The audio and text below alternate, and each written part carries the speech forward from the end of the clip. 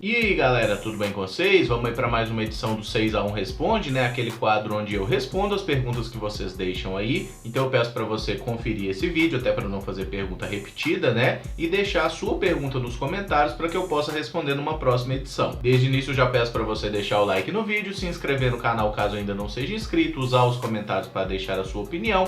E lembro que esse vídeo é feito com o patrocínio do OneFootball, que é o maior aplicativo sobre futebol do planeta, com mais de 20 milhões de downloads. Nele você vai encontrar todo tipo de informação que você puder imaginar sobre futebol, tá? Tabelas de campeonatos, tanto do Brasil quanto do exterior, estatísticas, vídeos, notícias, pode também dar o seu palpite aí sobre cada jogo, né? Tem aí um torcidômetro. O aplicativo ele é totalmente configurável, né? Então você pode selecionar ali qual é o seu clube de coração, dá para escolher também uma seleção e aí você configura o que vai receber como notícia. Enquanto seu time tá jogando, você pode conferir ali ao vivo, né? Quem marcou os gols, pode até ser notificado se resolver configurar o aplicativo para isso. É realmente um aplicativo muito completo, tá? Eu uso, recomendo e ainda traz um aspecto muito interessante, tá? Que ele é totalmente gratuito, tá disponível tanto para Android quanto para iOS e você pode fazer o download do OneFootball aqui no primeiro link da descrição, beleza? Vamos lá então para a primeira pergunta, que é do Luiz Henrique. Você acha que no Brasil deveria ter fair play financeiro? Luiz, obrigado pela pergunta. Sim, eu acho que o fair play financeiro ele deveria existir e ser de fato respeitado. Porque mesmo na Europa, onde tem a questão do fair play financeiro, a gente sabe que acaba todo mundo dando um jeitinho, né? Os grandes clubes europeus raramente são pegos, e o fair play financeiro, a exemplo da maioria das leis que existem no mundo, elas meio que servem principalmente para os pequenos, né? Para os pobres, para aqueles times ali que não tem tanta grana assim, que arrumam um novo rico, que tenta dar uma investida. Para esses clubes, a UEFA age com mão de ferro. Agora, para os Manchester City, os Chelsea, até os Barcelona, né, clubes aí tradicionais, nesse caso a UEFA finge que não vê, no máximo dá uma multinha ou outra ali. E aqui no Brasil a gente vê que existe uma disparidade financeira, um verdadeiro doping financeiro que é feito por uma empresa, né, no caso a Crefisa lá com o Palmeiras. Me chamou muito a atenção quando a Leila Pereira, né, que é a dona lá da Crefisa, deu uma entrevista recente lá no Bola da Vez da ESPN, que ela se mostrou totalmente contra o fair play financeiro e disse que as pessoas que são contra esse tipo de investimento em um clube são porque elas estão com dor de cotovelo, porque não conseguem atrair uma empresa como o Palmeiras fez com a Crefisa. Não vou entrar no mérito clubístico que tem aí, sabe? Até porque é público e notório que nunca foi o Palmeiras que procurou a Crefisa, foi a Crefisa que procurou o Palmeiras, simplesmente porque o dono da Crefisa quase empacotou lá e resolveu que ia ajudar o clube de coração. O dono da Crefisa que eu falo é o marido da Leila, tá? Só pra quem não entende aí como que funciona esse negócio, né? O velho lá é palmeirense desde moleque e tudo, teve um problema de saúde, quase morreu e desde que ele se recuperou ele resolveu que iria ajudar o Palmeiras. A Leila, né, que acaba entrando nessa aí, é uma pessoa que tem também muitas ligações aí no mercado, já é conselheira do Palmeiras e provavelmente daqui a pouco vai também ser presidente do clube. É o projeto de poder que eles têm, longe de mim querer questionar isso. Agora, que os clubes disputam um campeonato em pé de desigualdade simplesmente porque um tem dinheiro e pode socar o tanto de dinheiro que quiser no time e os outros não têm, é óbvio que isso é errado, é óbvio que deveria ter uma certa legislação para isso. O mundo inteiro já viu isso, as pessoas parecem não entender que o que dá graça ao futebol é a competição, sabe? Não é aquela coisa, todo mundo vai ganhar o mesmo tanto. Não vai ganhar o mesmo tanto porque a gente sabe, né? Quanto mais torcida se tem, mais capacidade de gerar receita você tem também. Mas toda vez que existe alguma interferência externa, como acontece no Palmeiras hoje, como já aconteceu em outros clubes europeus lá atrás também, como já aconteceu lá com o Fluminense na Unimed, como já aconteceu com o próprio Palmeiras lá atrás na época de Parmalat, você causa um desequilíbrio e o desequilíbrio faz o futebol se tornar menos interessante. Mas o triste é que o desequilíbrio parece ser o grande objetivo, né, das pessoas que mandam no futebol brasileiro, haja vista a distribuição de receitas, né, especialmente por parte da questão de TV da Globo lá, né, o Flamengo e o Corinthians ganhando um valor ridiculamente maior que outros clubes. Então eu sou totalmente a favor, sim, do fair play financeiro no Brasil, mas um fair play financeiro de verdade.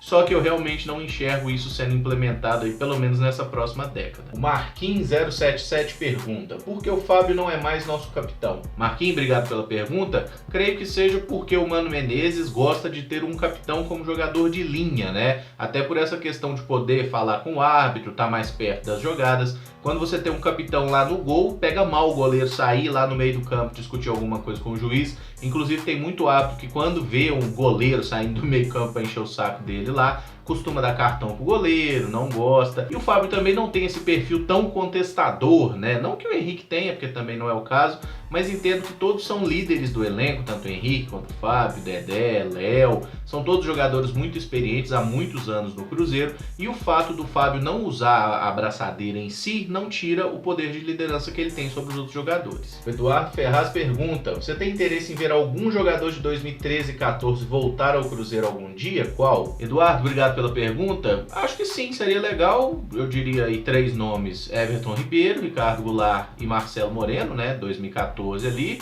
Everton Ribeiro e Ricardo Goulart estão numa idade que os permite ainda jogar em alto nível por mais alguns anos.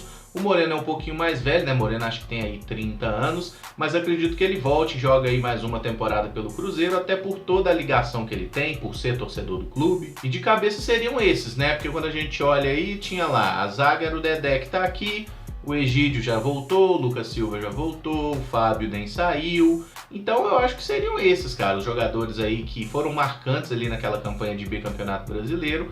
Everton Ribeiro, Ricardo Goulart, eu acho que eles voltam um dia, tá? Acho que não vai ser por agora, né? Ainda mais que o Ricardo Goulart chegou recentemente ao Palmeiras aí, pode ser que fique, pode ser que volte para a China. Everton Ribeiro é um jogador importante no Flamengo, também não vejo hipótese dele vir para o Cruzeiro tão cedo, mas um dia isso pode acontecer. E o Moreno trocou de clube recentemente na China, né? Assinou, se eu não me engano, por 3 anos de contrato. Então não deve vir aí nesse ano, nem no próximo, mas lá para 2022, 2023, eu acho que qualquer hora ele bate na nossa porta e ele volta a jogar no Cruzeiro. O Pedro Trindade pergunta: se ganharmos a Libertadores esse ano, o Mano será o maior técnico da história do Cruzeiro? Pedro, obrigado pela pergunta. Cara, eu acho meio difícil responder isso, porque o Cruzeiro tem muitos técnicos importantes, muitos técnicos assim vencedores, mas eu tenho dificuldade de virar para você e falar assim, ó: fulano de tal é o maior técnico da história do Cruzeiro. Eu realmente tenho dificuldade. O Luxemburgo foi muito importante, o Marcelo Oliveira foi muito importante, o Mano Menezes já é muito importante, Ayrton Moreira, Zezé Moreira, Hilton Chaves, Enio Andrade, Orlando Fantoni, tem, eu acho que é Matúrio Fabi, né? Aquele lá da época de Palestra também, que ganhou muita coisa. Enfim, eu tenho dificuldade de falar qual é o maior treinador da história. E eu acho que se o Mano ganhar uma Libertadores, ele certamente entra aí no panteão dos maiores, né? Mas eu acho que ele já está, inclusive. Ele é um treinador muito importante.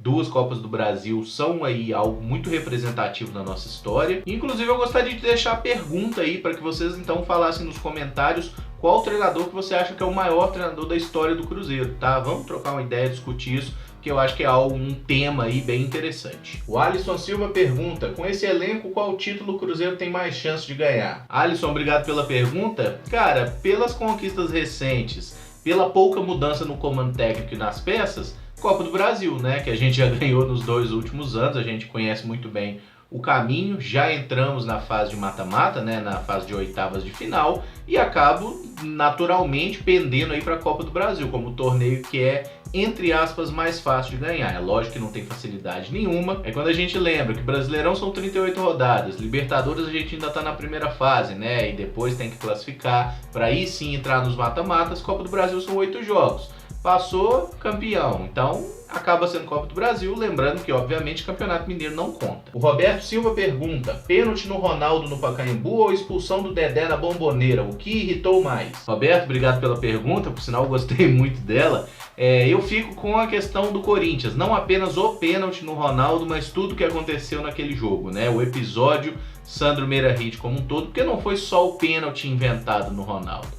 Foi o pênalti no Ronaldo, foram os lances de impedimento mal marcados em ataques nossos, foram os pedidos de pênalti nossos que o árbitro ignorou. Então, assim, o Sandro Meirahit conduziu toda uma história e ele decidiu aquele jogo, tá? Então, assim, é um dos seres humanos que eu tenho de fato mais desprezo na vida. E aquele episódio como um todo eu acho que é de fato muito mais marcante do que a expulsão do Dedé. A expulsão do Dedé foi uma grande cagada? Foi um grande erro. Culparam o VAR não tem culpa, o VAR tá lá, o vídeo tá lá. Agora, se o imbecil que assiste a imagem é incapaz de interpretar uma imagem corretamente, a culpa não é do VAR, a culpa é do juiz mesmo. E é lógico, né, a Libertadores hoje é um campeonato que a gente olha com muito mais desejo do que o brasileiro, até porque a Libertadores a gente não ganha desde 97, o Brasileirão a gente ganhou 2 vezes aí, 2013 e 14. Então, em tese, mas fomos eliminados da Libertadores. Sim, mas eu até já falei algumas vezes também que eu não acho que o Cruzeiro foi eliminado da Libertadores apenas por aquele episódio da arbitragem, tá? Eu entendo que o Cruzeiro foi extremamente incompetente nos 2 jogos contra o Boca Juniors.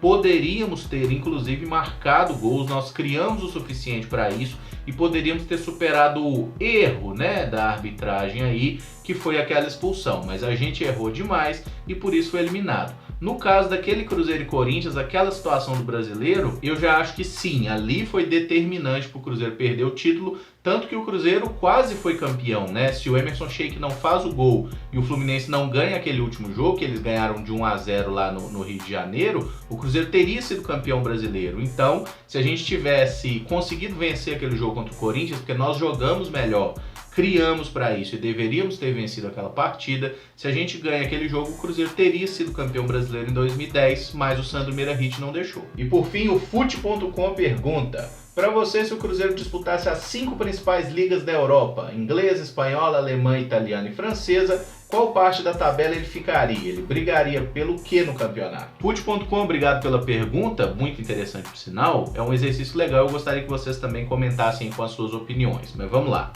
Vou tirar a Inglaterra e vou tirar a França dessa lista. Eu acho que no caso de futebol espanhol, do alemão e do italiano, o Cruzeiro brigaria por vaga na Liga Europa, né? O que seria aqui aquela vaga na pré-Libertadores ou até mesmo na Copa Sul-Americana. Ou seja, eu penso que o Cruzeiro ficaria ali na primeira metade da tabela, mais ou menos entre 5º lugar e 10º. Acho que seria nessa faixa de tabela que o Cruzeiro ficaria. Isso considerando o elenco que o Cruzeiro tem hoje, a forma como a gente joga e a forma como os clubes desses países se desenvolvem também mais ou menos nessa faixa da tabela. No caso do campeonato francês, eu já acho que o Cruzeiro seria um dos times ali que meio que briga por título. É claro, né? Você tem um PSG que é muito maior que todos e o Cruzeiro estaria mais ou menos ali no Olympique de Marseille, no Mônaco. É claro que essa temporada do Mônaco tem sido atípica, mas o Cruzeiro estaria ali naquele segundo grupo, né? O time que está imediatamente entre aqueles que sonham com o título, mas sabem que tem um adversário muito mais poderoso,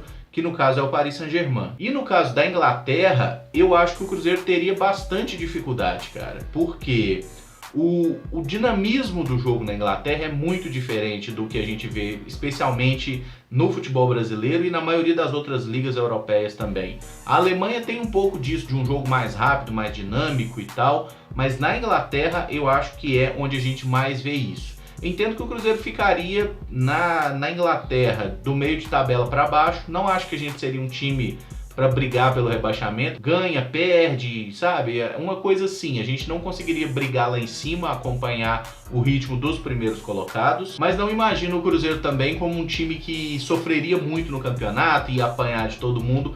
Realmente não acho. É lógico, né? Esse tipo de exercício é extremamente subjetivo, a gente tá falando sobre coisas que nunca vão acontecer de fato, mas essa é só a minha percepção, tá? Eu acho então que no caso da Inglaterra o Cruzeiro pegaria ali meio de tabela, talvez meio de tabela para baixo.